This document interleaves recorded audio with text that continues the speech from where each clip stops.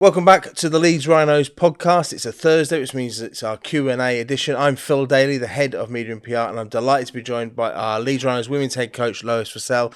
And we're going to get your questions. We're going to go through those. We're also going to look back on the season so far for our women's team, having a great season so far. New format to the competition this year, so we're coming into that period of the season. So exciting times ahead for our women's team. So we're going to look ahead at that. And also a great season for under-19s as well. So we're going to look about the development of our young players and opportunities for players that are now being presented by the work of the Rhinos women's team and the Leeds Rhinos Foundation working together. Thanks for everyone who subscribed to Leeds Rhinos TV Plus on our YouTube channel, $5.99 a month. By supporting the YouTube channel, you enable us to invest even more in our digital output here at the Rhinos. So thank you so much for that. Loads of great content in there. If you've not checked it out, the behind the game from the Magic Weekend's brilliant. Great work again from the guys at Ram Films on that. You can see the feature length edition first if you're a Rhinos TV Plus member. So check that out. And also our Inside the Camp feature. Last week we had Harry Newman. Great insight from Harry. This week we've got Ash Hanley coming up.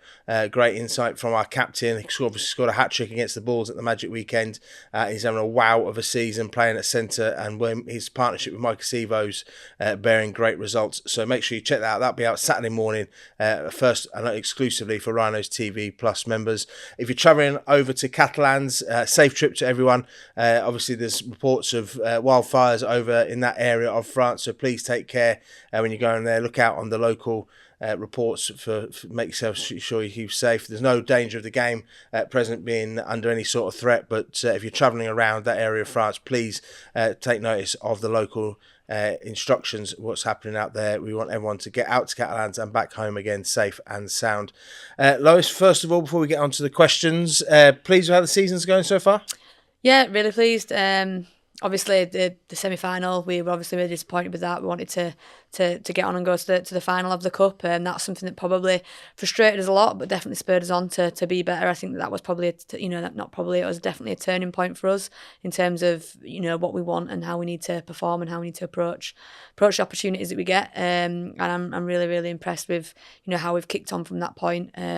We knew we were better than that. We knew our pre-season set us up to be better than that. So it was frustrating, but if we can learn from it and be better for it, then that's what it's all about, and we've certainly been that so far. What did you put that down to, that semi-final performance? It's just one of them days where I just don't think we were firing. Obviously, you go from playing in them, it's not an excuse, but you go from playing in them round games, which maybe aren't as intense, and then we go into that game, and we just took too long to get to the point of firing. So, we were a bit too loose and slack with that, and we got punished for it. And obviously when we went to Saints away, and we performed much better, and we're much happy with our performance, and we showed that if we probably play, when we play for the full 80, it's a totally different story. And it's tough, isn't it? Because that's that first serious hit out of the season. Because the rounds, with all due respect to the opposition, are not as tough as the games against the other big four clubs. And for all four teams to have such a prize like a trip to Wembley on the line, and you have to be able to produce on that day.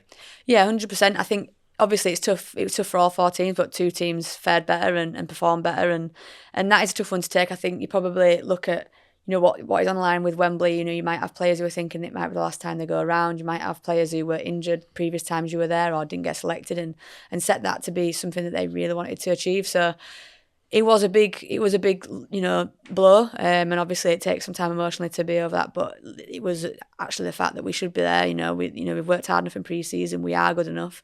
There's only one way to fix it up now, and that's to go on and be successful the rest of the season, and to book yourself a spot in that grand final, and make sure that we sort of are better the next opportunity we get for that sort of do or die rugby. It's you've got to perform, and it probably comes back to being frustrated with how we started, because we finished the game with a flurry of tries. So it's like when we turn it on, it's good, and we're turning it on when we should be probably getting more fatigued and not be at that point. But for us, it's the start of a game, and we've worked hard on that. It's probably a bit about mindset, a bit about concentration and focus, and we've been better since that point, and we just want to keep pushing on that and revisiting that, and make sure that we understand that's a really, really important part of the game for us. Fantastic stuff. We'll dive into the questions. We've got one from Sarah RB90 who asks, what advice would you give to a 14-year-old preparing for a game the day before or the morning of a match?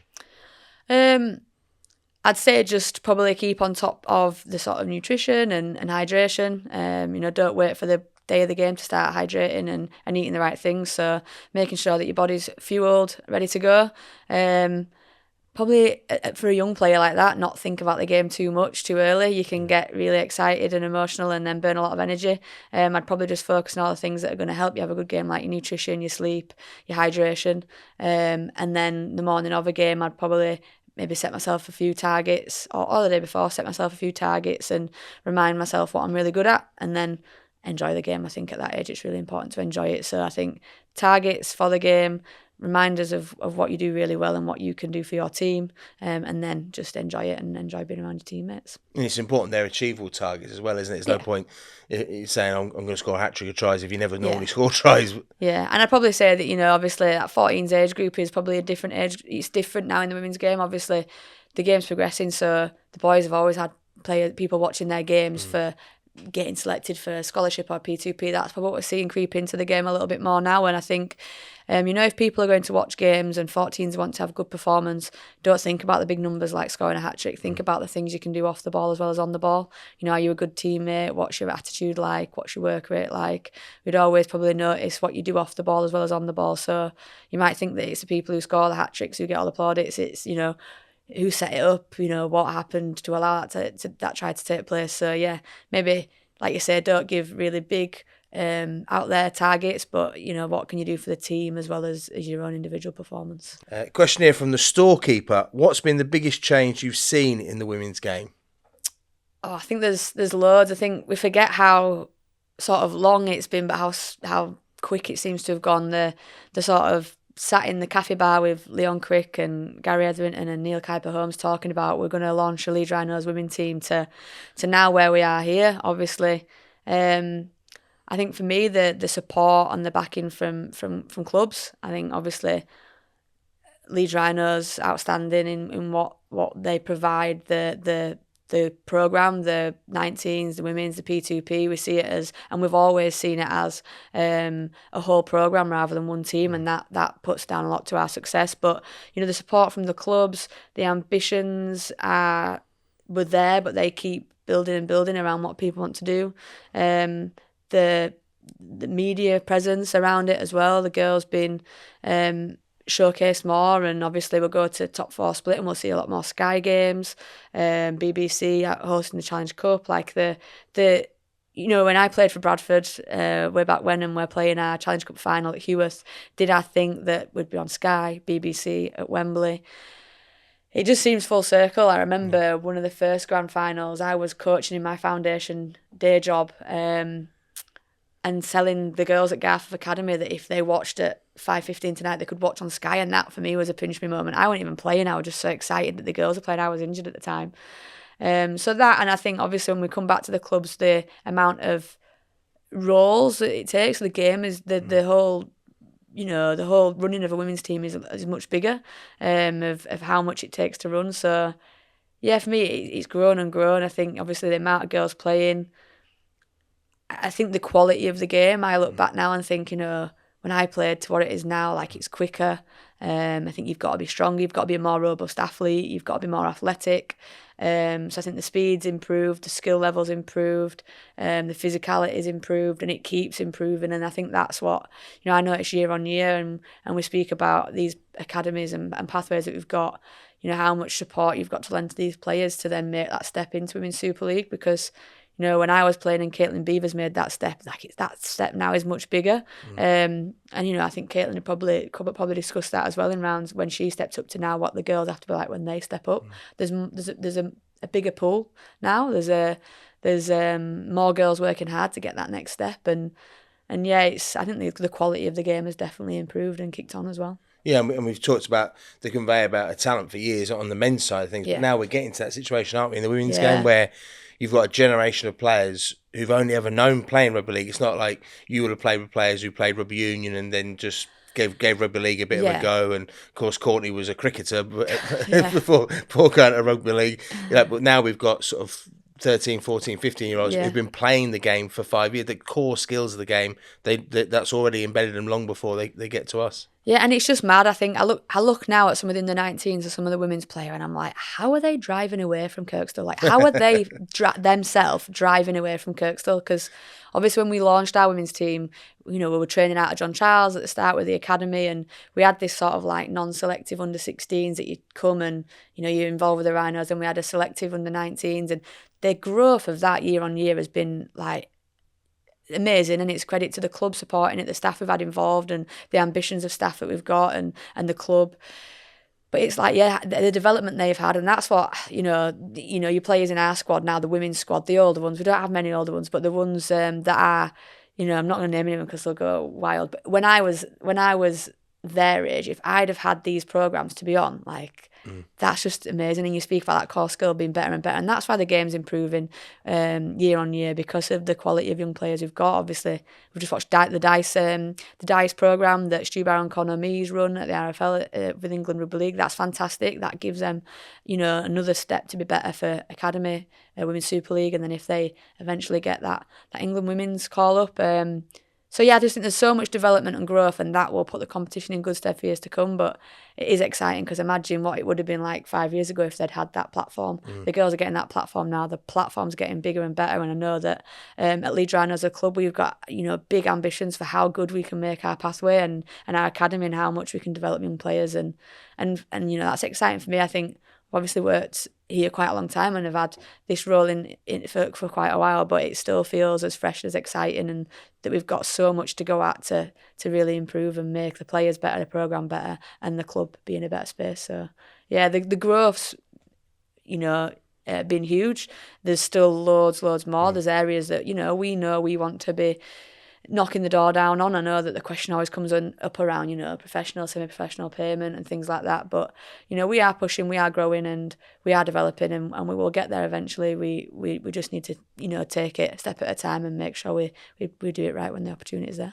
Yeah, and that talk of growth brings us neatly onto our next question from Kira Kennedy, and Kira's daughter Orla's doing a great job at Farnley Falcons. She says women's rugby league has come a long way in recent years, but still seems limited to a few very strong teams. What do you think needs to happen in the next 5 years to increase competition within the league? Obviously, it's prevalent watching, some of the results back. There can be some one-sided results, which is difficult for both teams, managing that expectation and that sort of journey for both sides. I think the way that there's going to be a top four and the group that are sit outside of that four split in the season after this weekend will be valuable for everyone in the league. I think it allows everyone to reset and refocus and look at what they then want to go on to achieve. So, if you're outside of that top four, you can reset around who you want to then go on and be, how you want to finish the last part of the season. Where do you sit within that 1 to 4 in that part of the split? And obviously for the teams that finish in that top four, it'll be, again, an opportunity for them to reset, because the season's long, and you need them breaks to kind of go, right, we reset, these are our fixtures now, and we know they're going to be quality, really tough, really, really competitive games, and that's what the teams want to play, and you want to have really consistent, tough runs of games. You don't want to be kind of like that. It makes it really hard to balance. So I think that is going to be a good stepping stone. But I think what we just spoke about, the youth coming through. I think that the bigger the player pool, the more that teams have got to select from, the better them squads will be.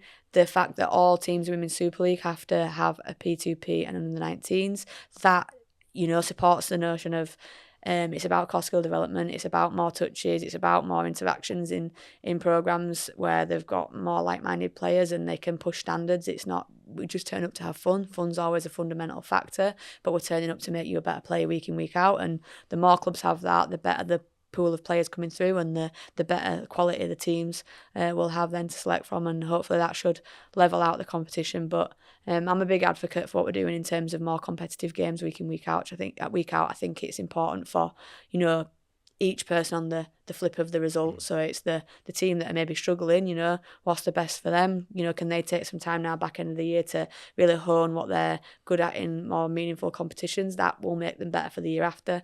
And again, the teams who finish in the top four, I think that's going to be really important in a World Cup year as well. Absolutely, yeah.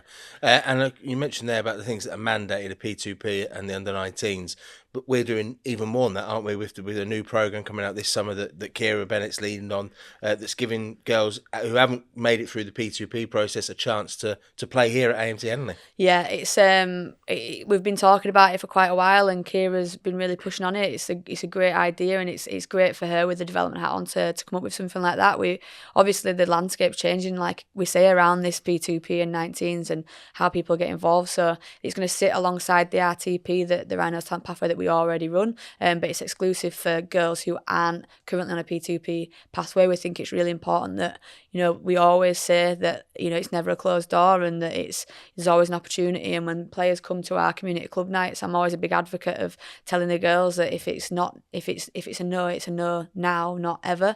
I think from my experience as a player, I think we Yorkshire, Lancashire when I was growing up, and I think I must have got him maybe in the under-14s, played both years on the bounce, but then the under-16s I didn't quite make the cut the first year. What do you do? Do you just think, well, that's a closed door, or do you push on and think, well, no, I'll have a crack at it next year? And that's no different with P2P. There's so many moving parts around, injuries, players thinking it's not quite for them, RFL introducing that you can maybe have more spots. So I think that around the corner from us making them calls around who's an RP2P, who's not. If you don't get an opportunity, you need to not be disheartened. If it's something that you really want to achieve, then we're showing that we value all players, and it's important that you get a playing opportunity with Leeds Rhinos that's meaningful to you. So players that are sitting outside that P2P group, they still get an opportunity to train with the likes of Kira Bennett and Shannon nearly said Shannon Lacey, didn't I? Shannon Brown, and coaches like that, and our academy coaches. And like you say, for the club, this is what I've come back to the club to be supporting and offering a playing experience at AMT Henley. I've played here once when the car park was getting knocked down at South Stand, and if I could play here again, I might see if I can book on the list with Kira and run out one more. And we talked about when we had the men's academy coach about talent transfer and rugby union, particularly lads playing rugby union. Yeah. Presumably that's an area you look at as well, because we've seen big growth, haven't we, in women's rugby union with the success of the Red Roses. Yeah, 100%. And it's a way that the RFL are looking at, squads being built up within Women's Super League. So you can have 25 women's players. So you can sign on 25 players in your squad. And then outside of that, you can have 5 talent transfers and 5 homegrown players.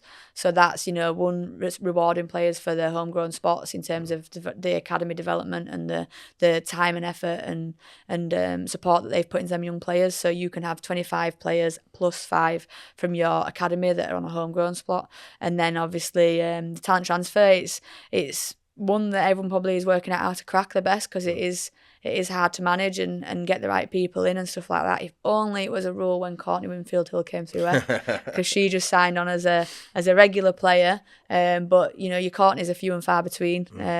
She was a gem. I don't think we all thought it in that first session when she came in and told all the girls that she played cricket, and they looked at me like I'd lost the plot. But yeah, she was quality. And if we can get, you don't think you'd get a Courtney again. She's a unique, one of a kind. But if you can get someone with that sort of background, that's a massive win, a massive coup. But we were just talking about it earlier. Sometimes it's a gamble, isn't it? And you've got to want people who want to probably work really hard. Because like I say, the game from when Courtney first started playing to now, the game's progressed again. Obviously she showed that she was very talented and fine as that game progressed and grown. But to come in when it's at its growth point now is a bit more difficult. And yeah, it's something that we're probably still exploring and want to make sure that we can do. But yeah, we will be looking at, players who are playing rugby union and different sports. So if there's, ever an opportunity for us to delve into that, we will do. Brilliant stuff. I was at an evening with Ellie Kildun the other week with my daughter, and she was saying she started out in rugby league. She was playing up at Keighley Albion, and they didn't have a girls' team, so that's how she ended up playing rugby union. And obviously she's gone on to be a global superstar. But she did say on the evening, and I told you this the day after, that she fancied having a crack at rugby league again at some point. So she might be a bit out of our price range at the moment, but certainly a local girl. Maybe give her a chance in a few years' time. Yeah, definitely. I think it's interesting, isn't it? There's a few like that. So obviously I didn't know that about Ellie, but obviously you've got Abby Burton with links with Danny Burton and the brothers that used to play here, and she played league first time round. So yeah, I mean, I don't even know if you'd get how long the talent transfer. When did you have to have played? I think we'd get away with it if they hadn't played league in like 5 to 10 years. But yeah, I think obviously it's definitely transferable and different points in careers and things like that. And we just want to keep improving the quality of the game, and I think talent transfer is an exciting part of how you can do that. Excellent. Got another question from Trev Eason, who says, do you think a female coach will ever coach a male Super League side? It's not something I've probably given a lot of thought to be honest. I was thinking about this actually earlier. For me, if someone is right for the job, they're right for the job, and it doesn't matter the gender. So if they do, that's brilliant. But it'd have to be because they're the right person for the job, and they've got an interest in that, and they've got an ability to do the right thing. I think, I don't know, I've not thought about it, but I think that when we talk about women doing things or being the first to do something, I think for me it's not about the fact that they're woman, but about the fact that they're the right person for the job and they'll do a good job. And hopefully if someone is that and does that, then brilliant. But if not, I don't know. I've not really thought much further to it, but there's obviously a lot of incredible women involved in Women's Super League. So although there's not, head coaches, we think about people who are, head of operations at our place in Sue, and they've obviously got backroom staff who look after the team as well. So there's a lot of influential women involved in the day to day of women of men's sport, and if that person's the right person for the job, then fair enough. And presumably you talk about that growth and the number of teams that at community level are starting up, that offers more opportunities for coaches as well. Yeah. And I know that's a big thing in terms of the coach development we do as a foundation. It's men's and women's coaches, upskilling the coaches so that they can be better coaches. Yeah, I don't segregate. It's kind of that if they're putting an evening on with Brad Arthur or they're putting an evening on with Chev Walker, it's to all coaches. And I think just coming back to the female coaches, we just need more. We don't have enough female coaches coaching. I think obviously coaching is a amazing, rewarding thing to do, but it can be difficult at times. And that's something we're big advocates for on our programme is, can we get more women coaching? Obviously we've got Shannon Lacey, our head coach of our under-16s. We had Laura Wilson previously. We've got Sophie Robinson. She's now stepped into an assistant coach's role on the P2P. We are a big advocate, and we supported Robbo to do her level 2 alongside her teacher training, and well done Robbo for passing and qualifying, qualified teacher. I think she's celebrating with a holiday at the moment. But yeah, we need more women coaching, and probably just reflecting on that around how that fits into a first team environment. I go and watch the men's, every other week or as much as I can get down, and welcomed so much by Langers and Grixie and Brad, and at work every week we're on the same schedule with Chev and Brownie. So it's everyone works alongside each other and learns from each other. And if I want to go sit in a review, I'll go sit in a review. If they want to ask what we're on with, they'll ask what we're on with. So I think I'm developing as a coach because of people I'm around and the opportunities that they give us. It's not they're doing their thing and I'm doing my thing. It's everyone crosses over and there is that connectivity. So, it's good, but we just definitely need to see more women coaching in the game. Absolutely. And talking to coaches, a question from River Tilly, which I suspect you know who it is. Who's your favourite assistant coach and why?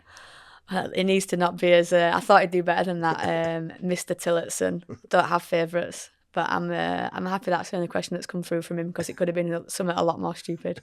And people may be aware, Barry Eaton's obviously come on board. He did a bit with you last year, but now he's got a role there. Obviously, Baz was with Brian McDermott when he was had a successful period here as assistant coach. What's it like having Barry on board? Yeah, so obviously we brought in 2 new assistant coaches. We've got River Tilly, Rich Tillotson. He came and joined us from Huddersfield Giants and has been a great addition for us. And obviously, big week for him heading into our game against Huddersfield this week. It's be his first term back to Lawn Hill, but he's been class. Girls love him. He works hard and he brings real good energy to our group, and it's great to have him on board. And then, like I said, Baz was in a bit last year, and I didn't think I'd be able to persuade him to be in again this year, but we managed to. I think he really enjoyed it. I think obviously a little bit different in terms of the where the women are at in the game. He obviously has a lot that he can go at and a lot that he can work with the women on, and I think it probably reminded him how much he maybe loved and missed rugby, and he absolutely loves it. He loves it, and it's, you know, I think it was really good for me in terms of he came on and I spoke to him about being, you know, a bit of a mentor. He's been there, done it. He's worked with the first team, you know, in that really successful era. He was actually my first boss when I worked at Hunslet Hawks as development officer. He was the one who told me that it's not a disgrace, he wouldn't have called me a disgrace, but when I was only young, I was probably about 18, and I couldn't pass off both hands. I couldn't spin pass off both hands. I was really good one way, and he spotted it like literally day one on a camp and told me to get it sorted. So I knew he had attention to detail. But yeah, he agreed to come back in this year. You know, he's a really good, strong person for me to lean on in terms of just bouncing ideas off of. And I think, you know, he really, really enjoys being back on the field, and it's actually good to bring someone in with his level of experience who understands the club and where they've been at, and then some of them key messages. So it was nice that, like, when we went away on camp into Cumbria in pre-season, we got a few messages from Jonesy, Cuthbo, Magsy and players like that, and when they're telling us, it's like he was there, so you can be like, yeah, that or that, and it's, you know, it's I think it's probably been nice for him and good for him, and as much as it's been good for us. So I think as a three, we've got a really, really good working balance and relationship, and I think the girls are enjoying that sort of freshness as well this year. Yeah, I saw him the other week after you beat York here at home, and he was absolutely bouncing. He had a big broad smile on his face. He was loving it. And we've got a couple of questions from your players, so they're putting their own careers in their own hands here. Lucy Owen asks, have you run 5K in under 25 minutes yet? Lacey Owen must want to do a Bronco is all I'm hearing on the back of that question. No, I told the girls I'd run it the other day, and I did it in like 25:03, and I was fuming. And I had it from at home. Mark was telling me that, like, oh, it's not good enough. It's, if you want sub 25, you want sub 25. So I hadn't been again. And I haven't been this week. I did the 3 peaks on Sunday. I've not got a good 5K in me. But yeah, that's brave of Lacey, isn't it? I might have to, you know, get something in for her. But yeah, no, not yet. I will do though. Yeah. And Tally Breyer asks, why do you have ketchup on pie and gravy? So I am a bit weird. I do like ketchup. I just don't know. I don't think it's weird, but apparently it's weird to, like, I put it on my roast dinner. I know, like, I'm going to absolutely send people now. It's just what I do. Like, if I go somewhere nice eating out, Christmas I'm like, dinner? Yeah. Oh, wow. I know. Yeah, poor Mark. Mark made Christmas dinner this year, and I just straight away put it on. I don't know. I obviously was allowed to do it as a child and shouldn't have been, and it's lived with me. But we went to Barrow Way, and they served, like, I don't know if it was like hot pot or pie or something like that. And I just did it and didn't think anyone would have a problem. I sat down at the table. One of them was like with the phone on Snapchat taking like a video of me eating the pie. Another, they just sent them all like 2 tables. And then as soon as I tucked into the first bite, the Barrow chairman were like, right, Lois, do you want to come up and speak? I couldn't actually speak because, well, I did. But you know when you're thinking everyone's been sent about the fact that I'm eating pie with ketchup, I don't think it's weird. But I just felt very seen and very judged, yeah. But that's something that people have learnt about me today, and probably going to go down in their estimations. Every day is a school day. Yeah. Ruby Enright finally asked, why do you always do 6 till 7 at training? 6 till 7, no. I can't say the word 6, 7 in the same breath without. So it's 6, 7. Obviously, I've got a 5-year-old who loves it. So when it was all going on, it was literally like, I can't say 6, 7. It might say, like, we need to look at their 6 and 7. Yeah. And I'll literally have Ruby Enright and Tally Breyer in the back of a review room just being like, laughing at me. So yeah, it's just childish. But when I say it, they laugh, and when they laugh, I can't help but smirk. So yeah, that's another example of the youth we're bringing through. You see, yeah, on the same page as my 5-year-old. Yeah, there we go. Yeah, you mentioned there about doing the 3 peaks. That was a great achievement last week as a family fundraising event. Well done on that. Tell us a bit more about that. So we, as a family, we wanted to do it. We've got quite a close family, and my aunties and uncles are all legends, and unfortunately my auntie was diagnosed with MND. My dad has been going through sort of treatment for myeloma, and my uncle has got Parkinson's, and obviously it's quite tough seeing all that going on, and obviously probably feel a little bit out of control around what you can do to support. So we just, it was bizarre that it actually made it out of the group chat, because we're all like parents and busy and everyone's on different schedules, and we just said, what about the Three Peaks? And it actually made it out the chat, and we did it this weekend. So we're doing it to raise funds for MND, myeloma and Parkinson's UK, for my Auntie Eileen, Uncle Ed and my dad. And yeah, everyone did so well, because we're underprepared, which, didn't go down well. But yeah, Laura, which is Laura and Sophie did it. They haven't done anything like that. Georgia, and then Rosie, and I think, and John and Abby, and Ronnie, and at some points, and Sarah, sorry, and at some points that they definitely saw the dark side of like not wanting to do it. And it was the third peak, like no one spoke to each other. It went very quiet. Like everyone were like not talking to each other. We got to the top, and I think Laura and Rosie wanted to tag out at that point, but we were like, there's no way back now. Yeah. You've got to get back down. So yeah, we've raised over $3,000 for the causes, which we're really happy with. So yeah, it was a good thing to do, and we enjoyed being each other's company, and hopefully, it was just an opportunity to hopefully try and give back when our family are doing it tough, and we love them all so much, and we just wanted to do something to support. Brilliant. It's great to have the cousins supporting each other there, and we'll put a link in the show notes below where people can donate and support you, because 3 fantastic causes there.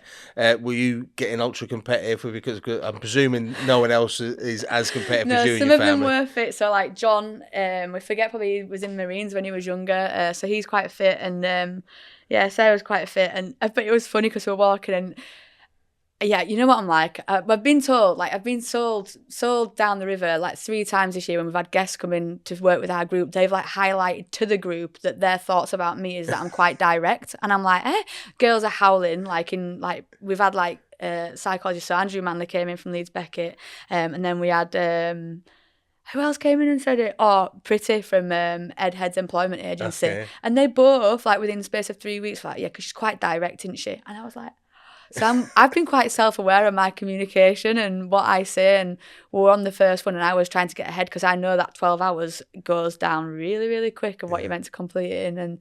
And they were walking, talking about what holidays they're going to be on and where they're going to go, and I was just like, I said to Georgia, we're like, we'll finish tomorrow morning if we carry on at this pace, but I can't say it because it's not going to go down well. But luckily, John he works in a school, and he's quite calm, and he got the message across a lot better than what I would have done, that we maybe needed to up the pace. Yeah, it's a good mix, school teacher and Marine. Yeah, I don't know. Yeah, we forget that about him, but yeah, he said it a lot, probably a lot more pleasant than what I was maybe getting to. So yeah, brilliant stuff. Good. Well, fantastic achievement.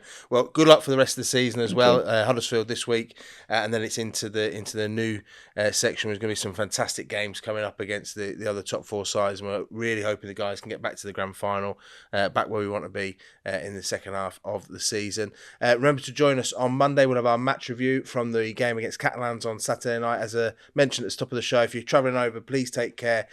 Take notice of all the local notifications that are happening out there, because there are some dangers, not in Perpignan itself, but if you're travelling across to Perpignan, so just be aware of that. And we'll also be back next week with our Q&A edition ahead of our trip to Castleford Tigers. Lots coming up over the next few weeks, so thanks for joining us. Remember, we've got all the action. You'll be able to see it in full on Monday for our Rhinos TV Plus members. The full broadcast available once again for fans to watch in full. If you're a Rhinos TV Plus member, that's an exclusive to us on Rhinos TV Plus. So thanks to those who have subscribed, and we'll bring you all the action from there. Lois, thanks for joining us on the show. Everyone, safe trip over to Catalans. If you're watching on the telly, enjoy. Hopefully you have a real good evening. Watch the boys in action, 9 p.m. kickoff, and then of course wishing Thomas Tuchel and all the boys all the best over in America against Norway in the World Cup. That kicks off at 11, so it's a great night of sporting action for you to enjoy. Until next time, stay safe, and thanks for joining us.